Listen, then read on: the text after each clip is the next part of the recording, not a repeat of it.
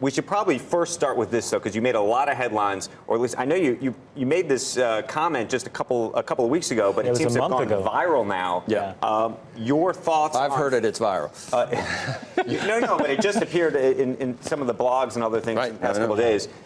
You made some truly critical comments about Facebook, really upending children and our society, and it was. Let me set the context. So the context was I was at Stanford, and the dean asked me to speak to the MBA students, and in it, what I was talking about was the question was, what do you think the long-term effects of social media in general are? And unfortunately, what happened was I think it's easy to characterize what I said just as a Facebook-specific thing because I worked there and I was a key part of growing it. The reality of what I was... Explain what you said at the time. So what I said was, I think the tools that have been created today are starting to erode the social fabric of how society works. And what I meant by that is the following thing. Today we live in a world now where it is easy to confuse truth and popularity.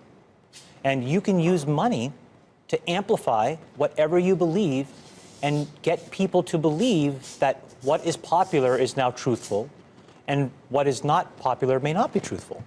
Joe and I, for example, we've been on the other side of climate for a long time, right? And the reality is now I can take money and I can use that through all of these social media systems that exist to hundreds of millions of people, and I can convince all of Joe's friends and everybody like him of my opinion in very subtle and small ways. And he can do the same to me. We can do that about vaccines. We can do that about gay rights. We can do that about bathroom laws. We can do that about Roy Moore. And so I think the question we have to ask ourselves is, how do we live in a world where this is now possible? And so it was about that, but just so I understand, was it because I read and watched parts of what you were talking about. Part of it seemed to me about the ability to pay to manipulate people's thoughts. The other seemed to me to be this sort of ADD society with which this sort of liking and everything else has created this sort of feedback loop that you compared to drugs. We know for a fact that what all of these systems do, every single one, is it exploits our own natural tendencies in human beings to get and want feedback. And that feedback, chemically speaking, is the release of dopamine in your brain. And so what these feedback loops do, and they exist everywhere, in Call of Duty, in other video games, in social networking sites, they get you to react. And I think that if you get too desensitized and you need it over and over and over again, then you become actually detached from the world in which you live. You become callous, you become crude. And you live in front of your screen. But Chamath, let me ask you this, because the thing that I've been so concerned about is Facebook just announcing that you're going to be having some app that you can use when you're 7 to 13. I mean, it's one thing for us to be doing this, but to be hooking your kids on something that you're describing as a dopamine fix at that age, that's crazy. So look, I think in the case of Facebook specifically, I think they have probably done more than any other company, quite honestly, to try to fix it because of all of the companies, and I've seen them all up close.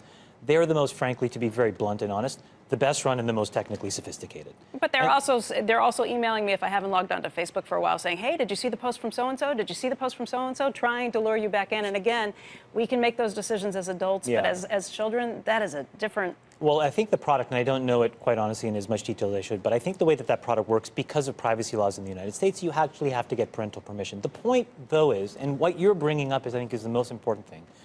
We all have never taken a step back and actually asked ourselves, how should we be interacting with these things now, 7 years into it?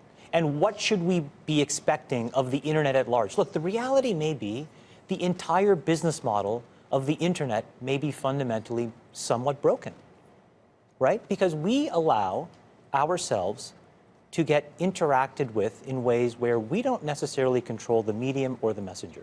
And we are not putting up any barriers to ever give yourself any downtime for that either. Exactly. And so it may mean that we all collectively need to figure out, not just individuals, but also the companies, also governments, quite honestly, how different business models need to exist so that we can actually divorce ourselves from how this stuff is what goes on in the Palihapitiya household? There's no screen time whatsoever. None? None. So forget about it. Let's not even talk. Your Facebook is not just off limits. You're talking no iPads? None. None. How old are Now, the kids? that's it. I have 3, 8, 9, 7, and 5. And do they ask? Oh, all the time, because their friends have it all the time. Movies? A little bit, if we have to. but no computers at all. You know, here's the life that I live with my children, which may not be for everyone. I said I don't like this codependency of they need to rely on me, and when they can't, I feed them a device because that becomes a babysitter. You go figure it out. Go outside, skin your knee, fall on the ground, play a sport, lose at something, and then come back to me and we can talk about it. And we'll talk about it as rational human beings, and I'll try to tell you why that's a good thing that just happened to you. Versus, here you are, I'm in a baby because I have something else to do. And so we've made these conscious choices. I've made these conscious choices, but they're conscious. And what I was trying to get across, and I could have done it more articulately, is it needs to be more of a conscious choice. I'll give you a different example.